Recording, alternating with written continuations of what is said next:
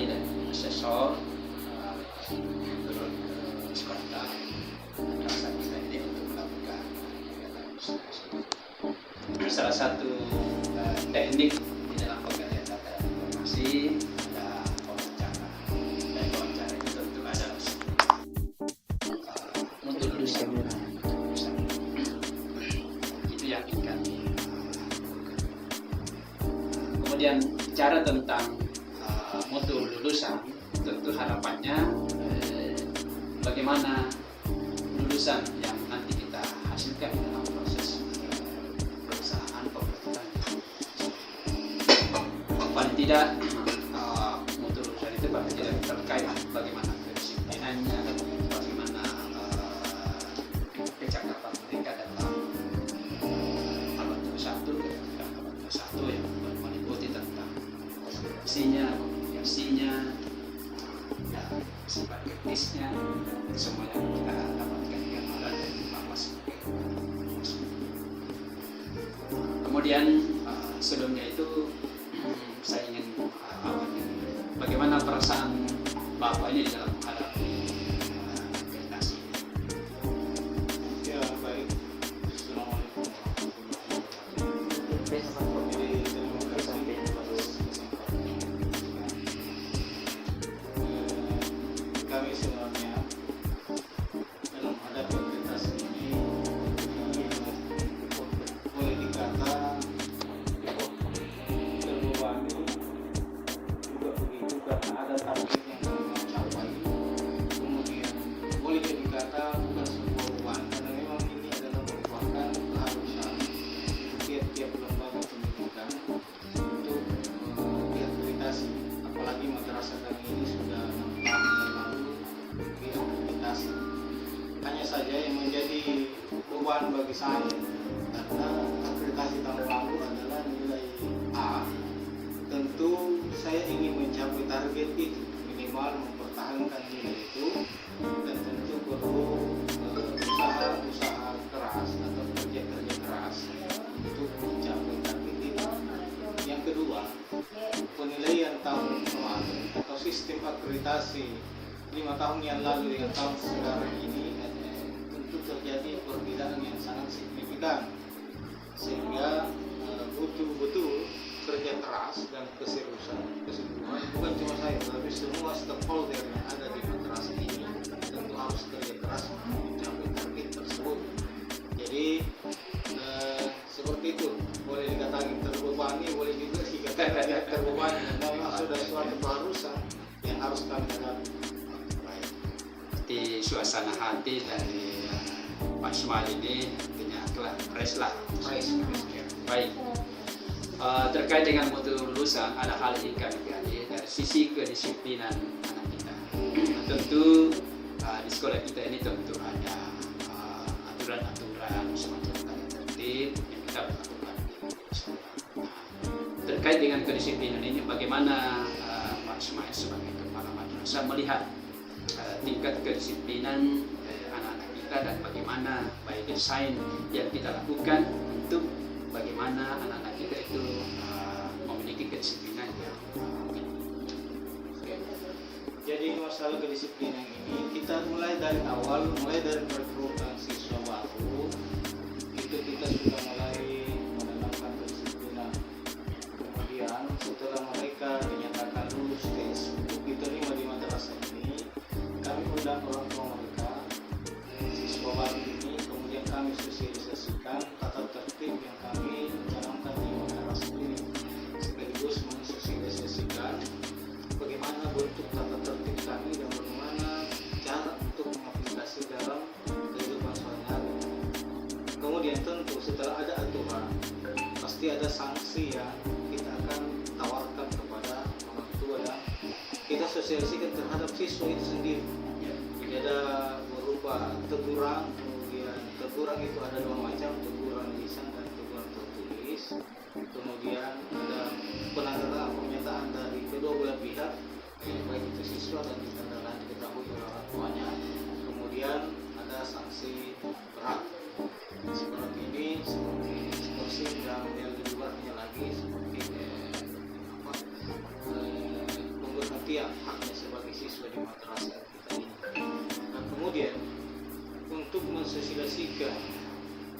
tertib ini ada beberapa cara yang kami lakukan. Jadi itu tadi yang pertama, kami minta orang tua. Setelah itu ada namanya matsama. Kami perkenalkan bagaimana kehidupan atau tata cara hidup di wilayah madrasah MTS Negeri Takalar ini kepada siswa baru. Di situ kami berikan penjelasan seperti ini tata caranya. Nah, kemudian sanksinya seperti ini.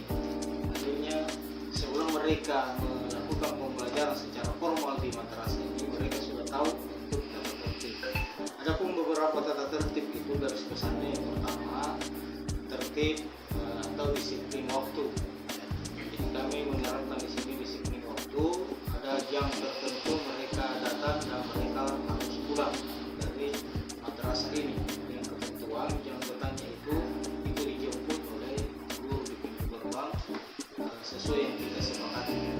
Kemudian ada waktu pulangnya, tidak diperkenankan siswa itu pulang meninggalkan madrasah ini kalau tidak melaksanakan salat zuhur berjamaah bersama masjid. Kemudian pembinaan seperti itu.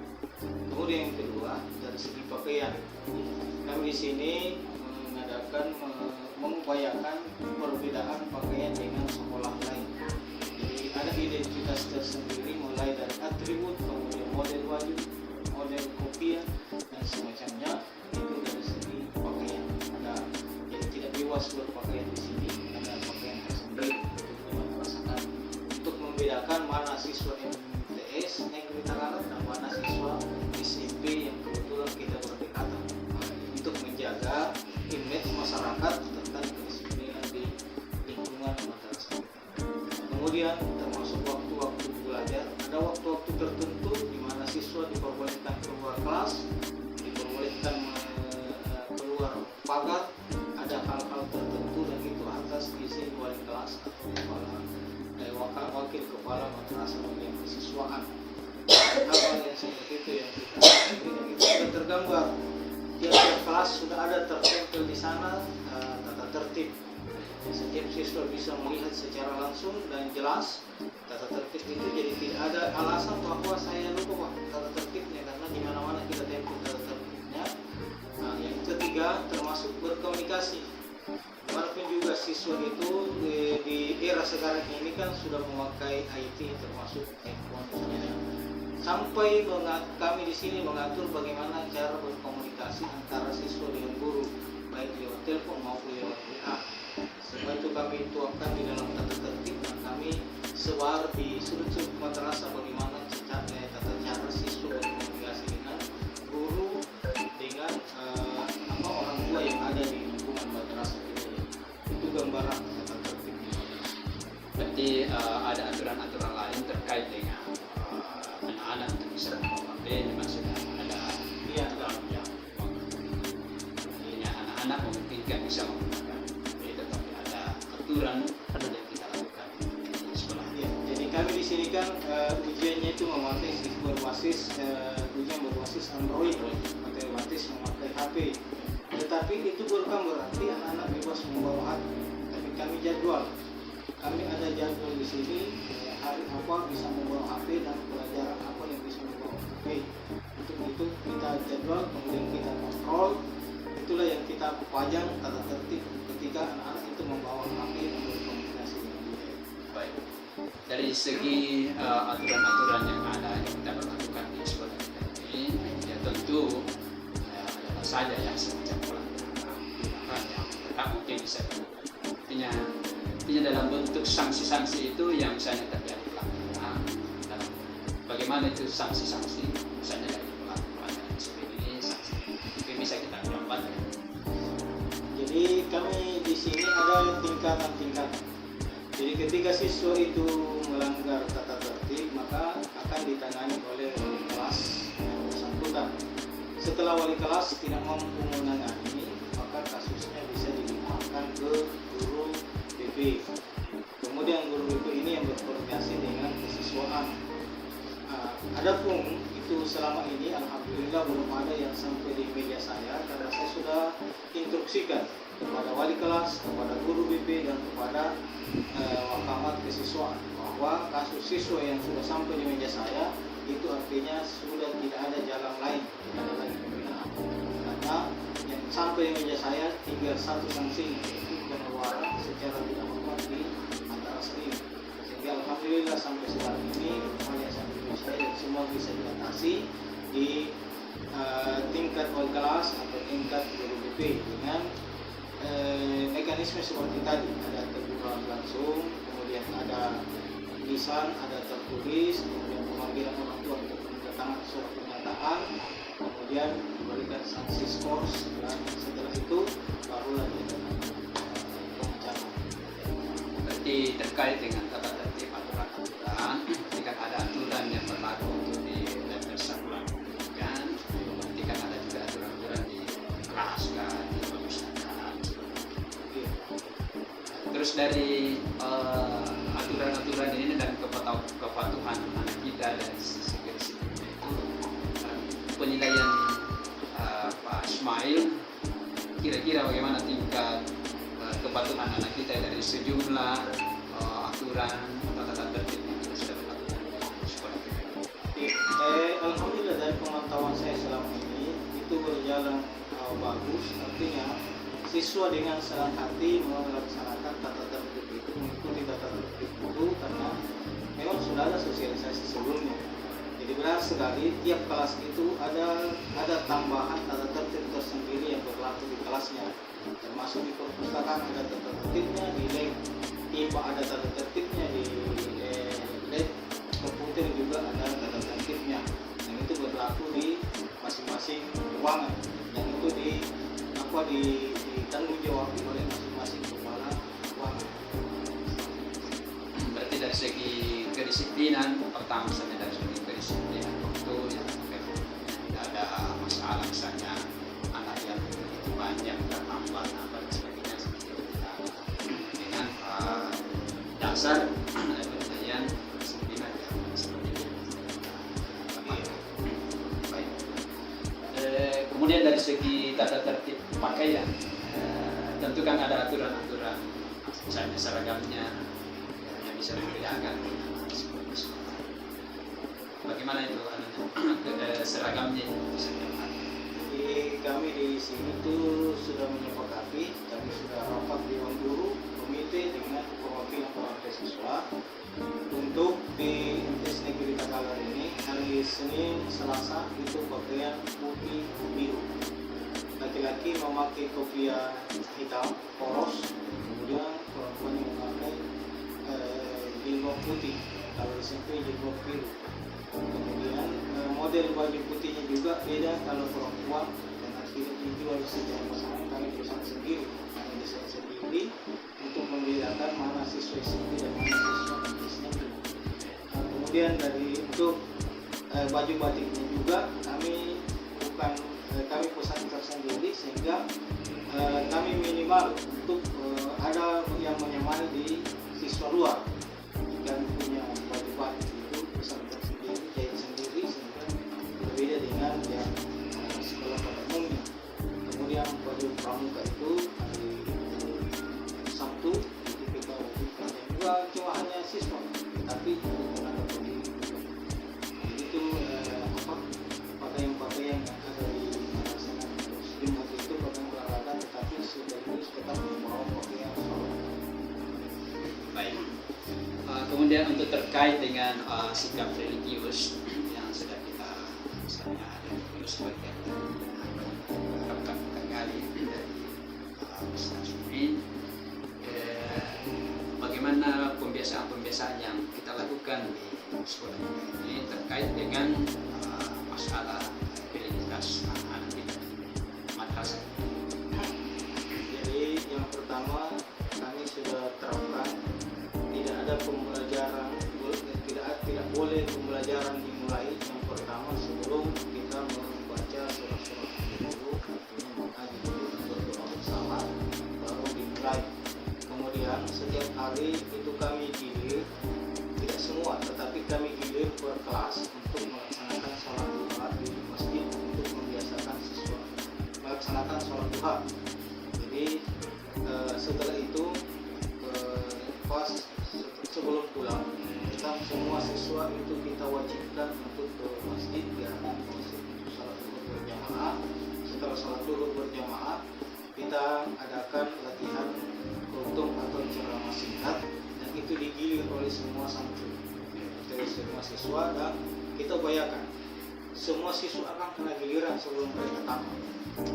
Kita berikan jadwal sedemikian rupa supaya semua kena misalnya mereka tamat. Jadi begitu tamat dia sudah punya pengalaman untuk kemampuan untuk tampil di depan orang banyak, apakah sebagai protokol, apakah sebagai pembaca Al-Quran, atau sekaligus menjadi penceramah singkat.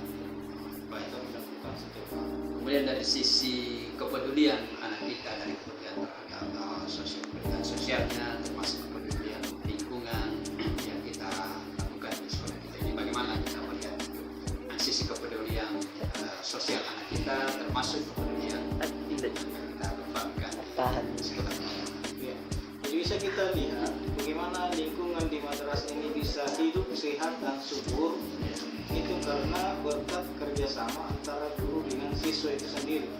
Karena kapan siswa tidak mau kerjasama, maka sulit untuk menimbulkan apakah itu bunga-bunganya atau tanamannya atau apotek sehat yang kita canangkan di sini, itu tidak mungkin bisa berhasil kalau siswa tidak mau kerjasama. Tetapi alhamdulillah siswa kita di sini mempunyai kesadaran yang cukup bagus, cukup tinggi tentang lingkungan di sini. Ini juga tidak terlepas dari pembinaan dari guru-guru agama yang bagaimana menjaga dan melestarikan alam sekitar. Karena mencabut rumput saja yang tidak bermanfaat itu dilarang. Jadi kita harus jaga, jangan dicabut, tetapi bagaimana caranya kita pelihara ini ditata dengan bagus supaya tidak kelihatan. Itu yang kita tanamkan ke siswa kita di sini. Sehingga alhamdulillah di sini di madrasah ini bisa kita lihat penghijauan yang merupakan program kita.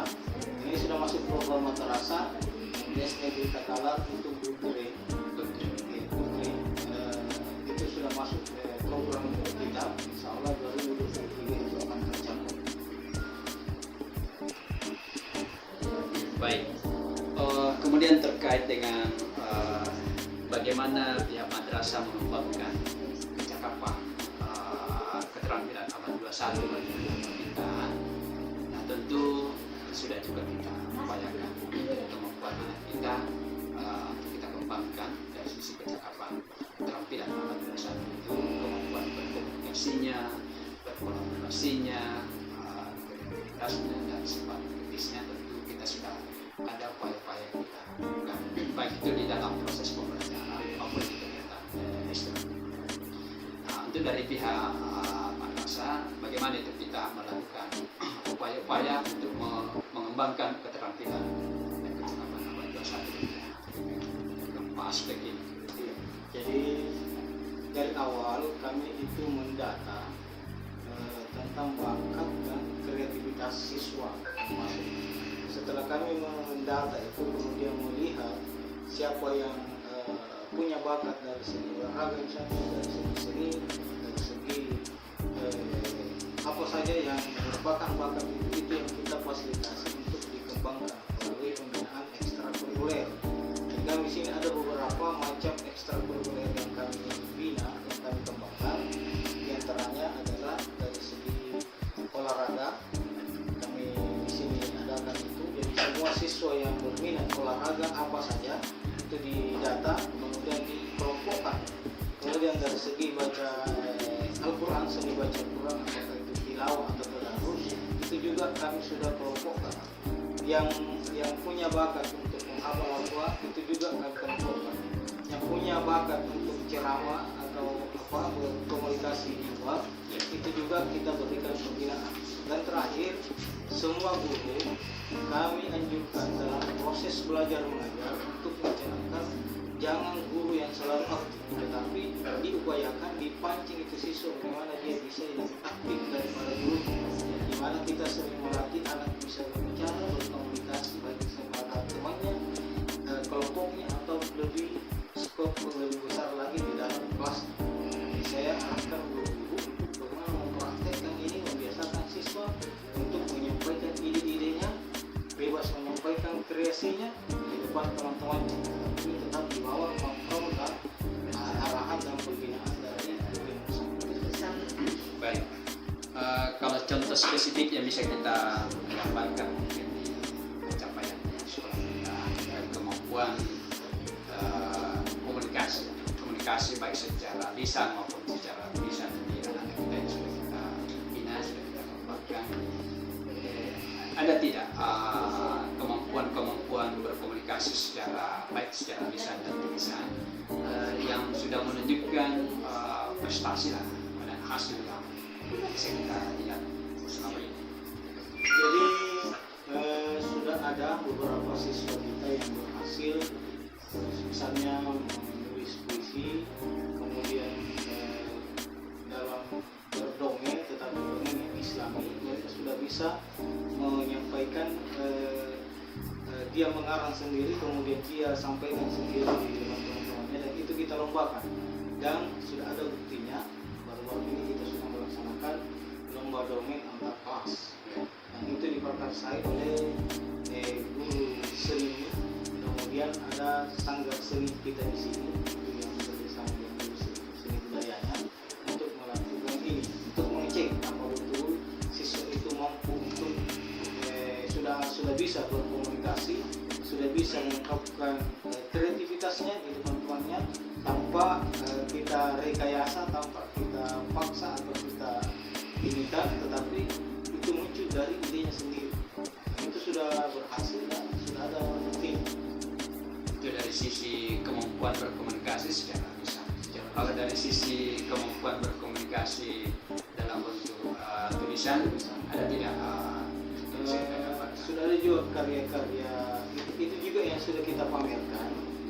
Baru-baru ini ada pameran karya siswa, termasuk itu ada pameran hasil gambar siswa, kemudian ada pameran hasil karya puisi siswa yang dia susun sendiri, kemudian itu cerita-cerita tadi. Jadi di samping ada yang disampaikan secara lisan, ada juga yang dipamerkan secara tertulis. Kemudian khusus terkait dengan masalah perundungan saya kenal dengan istilah bullying. Bullying itu kan semacam orang biasa membahasakan kekerasan. Kira-kira bagaimana Pak Ismail melihat dari segi aspek perundungan yang terjadi di sekolah kita ini dan upaya-upaya yang kita lakukan misalnya untuk mencegah dan bahkan bagaimana cara untuk mengatasi. Jadi saya kira di semua lembaga pendidikan pasti ada yang kasus-kasus yang seperti ini. Tinggal kita bagaimana menangani dan memberikan solusi kepada anak kita. Kami tidak menutup di sini juga pernah ada hal yang semacam itu, tetapi itu kita berikan pembinaan, kita arahkan sampai setelah saya melihat kasus ini, saya evaluasi terjadinya hal seperti ini karena perbedaan sosial dan ekonomi di keluarga, sehingga ini kasus bisa terjadi. Setelah kami tahu penyebab ini, maka kami mengadakan langkah-langkah yang merupakan pembinaan kepada anak kami secara keseluruhan dengan menerapkan karakter saling hargai, saling menghormati, dan saling menyayangi antara siswa itu sendiri, dengan jalan bahwa yang merasa dirinya itu lebih senior itu harus memanggil adik kepada yang di bawahnya. Jadi jangan namanya dipanggil tapi adik. Jadi itu yang adik itu memanggil kakak, yang karena kami melihat bahwa secara psikolog dengan panggilan-panggilan seperti ini akan terjadi rasa persaudaraan dan kekeluargaan yang sangat kental, sehingga ini bisa meminimalisir hal-hal yang seperti tadi itu. Alhamdulillah setelah kita terapkan ini berjalan dengan efektif, dan itu betul-betul bisa minimalisir kasus-kasus seperti ini, dan ini kami bisa ukur dengan catatan guru BP, guru wali kelas tentang kasus-kasus yang terjadi setiap hari. Mungkin boleh dikatakan sudah tidak ada lagi hal yang seperti itu, sudah tidak ada. Berarti kan paling tidak yang kita gambarkan tadi dari sisi bullying secara verbal, kemudian fisik, ada tidak yang pernah terjadi? Rasanya. Kalau sejauh ini di lingkungan madrasah itu belum ada kasus yang seperti itu, tapi mungkin ada laporan, tapi itu terjadi di luar madrasah dan bukan lagi yang belajar. Itu artinya di luar tanggung jawab kami. Tetapi bagaimanapun juga ketika kami mendapat laporan tetap kami dapat tindak lanjuti itu, kami panggil yang bersangkutan, kemudian kami berikan nasihat pembinaan atau jangan seperti itu. Sekalipun ini bukan di dalam lingkungan madrasah, tetapi kita anggap bahwa anak itu adalah sudah merupakan keluarga kita. Makanya kita adakan kerjasama antara pihak madrasah dengan pihak orang tua siswa dengan adanya buku kontrol. Jadi apa yang dilakukan setelah sampai di rumahnya, orang tuanya itu melaporkan ke kita juga begitu. Sebaliknya, apa yang kita lakukan di sini itu kita wajib untuk melaporkan ke orang tuanya. Terjadi hubungan timbal balik. Terus selain dalam hal bentuk sosialisasi untuk anti bullying apa dan sebagainya, kamu ada penyampaian secara langsung. Tapi kan kalian juga sekolah-sekolah kan memberikan sosialisasi dalam bentuk slogan-slogan, pamflet apa. Ada tidak yang dilakukan? Sejauh ini baru berupa lisan yang kami berikan. Kemudian untuk pamflet ini yang belum, karena mengingat kami sudah ada tata tertib ya, sudah kami gambarkan di situ cukup jelas bagaimana kita tertib kita tentang pergaulan di madrasah kita. Jadi sejauh ini untuk pamflet itu belum kami lakukan itu, tetapi insya Allah ke depan kami pertimbangkan. Artinya kan paling tidak itu bentuk sosialisasi itu kan ada nuansa yang lain dalam rangka untuk mencegah, karena kan namanya anak-anak kan dari situ sisi yang menarik dan sebenarnya kan bisa menjadi pesan moral untuk nanti. Ya bagus juga untuk kita kembangkan ke depan. Baik, selanjutnya terkait dengan kepuasan pemangku kepentingan terhadap stakeholder dan lulusan kita. Nah, tentu dari lulusan kita ini paling tidak ada gambaran atau semacam bisa juga dalam bentuk data terhadap penilaian pemangku kepentingan terhadap mutu lulusan kita. Paling tidak apakah minimal komentar apakah yang bisa dijadikan dasar bahwa menunjukkan bahwa stakeholder kita itu sangat merasa puas dengan lulusan kita. Apakah itu dari sisi sikap, pengetahuannya dan keterampilan dari anak-anak yang menjadi lulusan kita. Ya. Jadi kalau yang persoalan ini kami ukur dari beberapa komentar dari pengguna lulusan kami, baik itu kepala madrasah alia di ini, kemudian dari sekolah menengah atas 2 Takalar, sama 2 Takalar, itu selalu memberikan informasi ke kami bahwa bahkan ucapan terima kasih bahwa lulusan dari MTS Negeri Takalar ini itu yang selalu menjadi siswa yang berprestasi di SMA atau alia, lulusan dari sini, sehingga mereka mengatakan bahwa kalau lulusan dari MTS Negeri itu sudah bebas tes katanya masuk, baik itu di alia maupun di SMA 2 Takalar. Baru-baru ini kami dihubungi oleh kepala SMA 2 Takalar untuk mendata berapa jumlah siswa yang lulus tahun ini. Itu mereka keinginannya mau merekrut semua karena katanya tidak terlalu kita lihat dia sudah bisa berprestasi. Yang kedua, dari penilaian masyarakat ini saya mengukur, karena kalau misalnya 3 bersaudara itu tidak ada yang lain. Kalau kakaknya sudah tamat di sini, itu adik-adiknya itu akan disekolahkan di sini. Karena barometernya bahwa kakaknya sikap dan perilakunya bagus setelah sekolah di sini. Sehingga kami kalau sudah ada saudara yang pernah sekolah di sini tidak capek-capek lagi untuk mengadakan sosialisasi di luar. karena kami dibantu oleh orang tua dan siswa yang berprestasi di masyarakat. Baik. Jadi dari sisi kepuasan stakeholder kepentingan sudah kita gambarkan bahwa sungguh sangat luar biasa. Iya.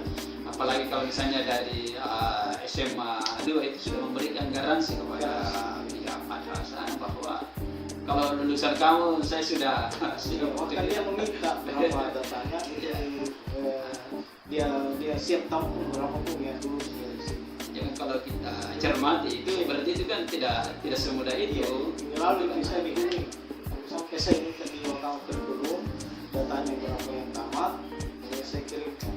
Tolong kalau ada yang mendaftar ini diprioritaskan. Oke, baik. Saya rasa itu untuk sementara yang bisa kami komunikasikan terkait dengan penggalian data informasi dari sisi lulusan sungguh sangat biasa ini, dan kami dari asesor berterima kasih dengan komunikasi yang bisa berjalan secara terbuka sehingga bisa menyampaikan. Dan tentu apa yang menjadi hasil wawancara itu tentu menjadi dasar bagi kami dalam melakukan mengambil keputusan berdasarkan data dari dokumen dan observasi yang kami lakukan. Terima kasih banyak Pak Ismail. Sama-sama.